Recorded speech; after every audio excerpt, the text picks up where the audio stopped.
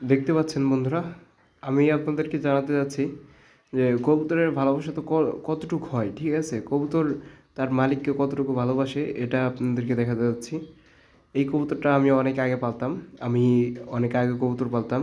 তারপরে মাঝখানে একবার আমি ঢাকা দিয়ে গেছিলাম, এই কারণে কবুতর পালা বাদ দিয়ে দিছিলাম। কবুতর সব বেচে দিছিলাম। তো এই কবুতরটা আমি শুনছিলাম আমাদের বাড়িতে আগেও কয়েকবার আসছে। আমি যখন ঢাকাতে ছিলাম তা আমাকে দেখে নাই, পরে চলে গেছে। তাই এখন আবার আমি বাড়িতে আসছি, আজকে আবার হঠাৎ করে দেখি কবুতরটা আবার আসছে।